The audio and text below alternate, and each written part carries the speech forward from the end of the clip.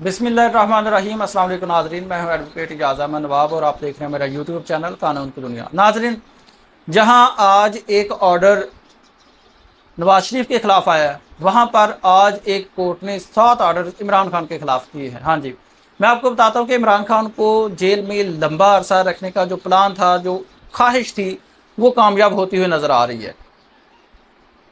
वो इस तरह से कि इमरान खान को गिरफ्तार किया तोशा खाना केस में सज़ा होने के बाद, जिसकी सज़ा मुअत्तली की एप्लीकेशन पेंडिंग है, अपील पेंडिंग है। उस पर नेक्स्ट हफ्ते नेक्स्ट वीक में हेयरिंग होगी और इसमें कोई शक नहीं है कि वो जो सज़ा है वो मुअत्तल हो जाएगी, सस्पेंड हो जाएगी।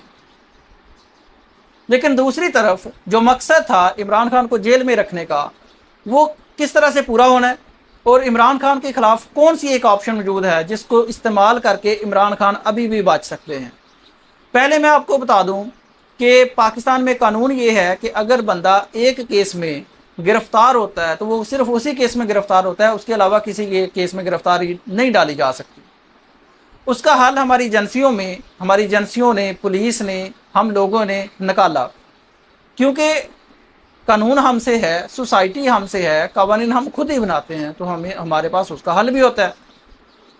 अब सुप्रीम कोर्ट की जजमेंट है कि जब एक केस में गिरफ्तारी डाली है तो दूसरी में नहीं डाली जा सकती, तो पुलिस क्या करती है, गिरफ्तारी नहीं डालती।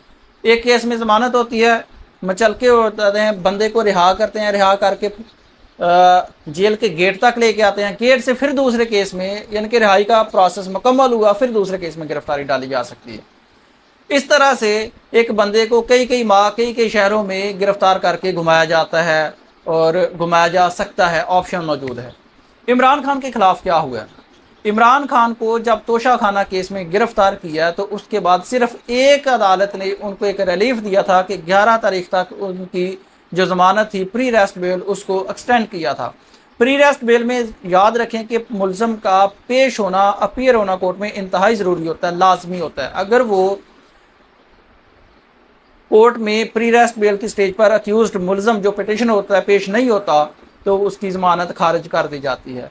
उसके बाद जब उसकी प्री रेस्ट बेल अदम पैरवी पर खारिज हो जाती है, मेरिट पर खारिज नहीं होती, अदम पैरवी पर खारिज होती है, और जब अदम पैरवी पर ज़मानत खारिज होती है तो सेम कोर्ट में बंदा पेश होता है, सेम कोर्ट से ज़मानत करवाई जाती है, क्योंकि वो अदम पैरवी पर खारिज होती है, मेरिट्स पर खारिज नहीं होती।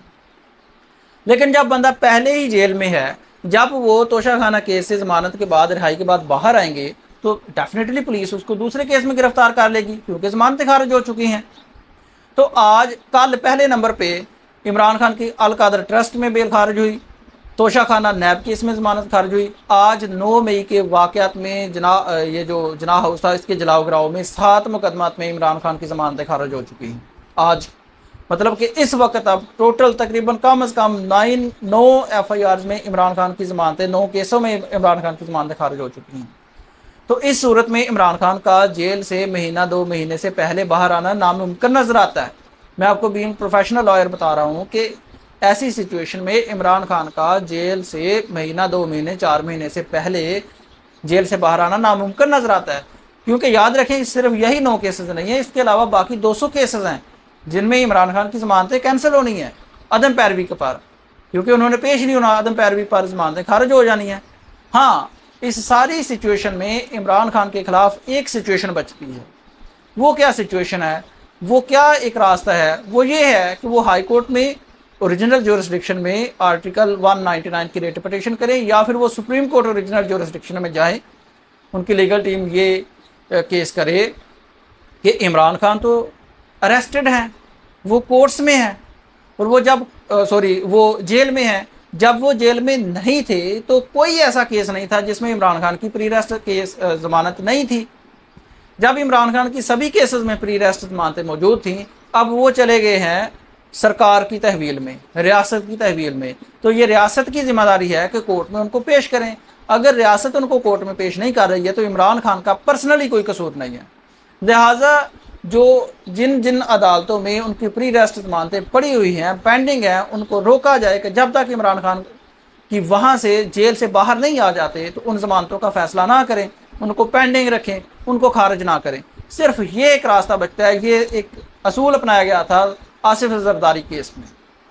उसकी रोशनी में ये पिटीशन फाइल करके ये रिलीफ हासिल किया जा सकता है। अगर हाई कोर्ट या सुप्रीम कोर्ट ये रिलीफ दे देती हैं तो इमरान खान की बचत हो जाती है। अगर हाई कोर्ट्स या सुप्रीम कोर्ट ये रिलीफ नहीं देती हैं तो मेरा नहीं ख्याल कि इमरान खान की 5 से 6-7 माह से पहले पहले रिहाई मुमकिन हो। ये सिचुएशन थी इमरान खान की रिहाई को लेकर। ये सिचुएशन थी कि आज नवाज शरीफ के खिलाफ फैसला आया रिव्यू ऑफ जजमेंट एक्ट में, और उसमें इमरान खान की नवाज शरीफ की जो ताहियात नाहली थी उस पर मोहर सबत हो गई।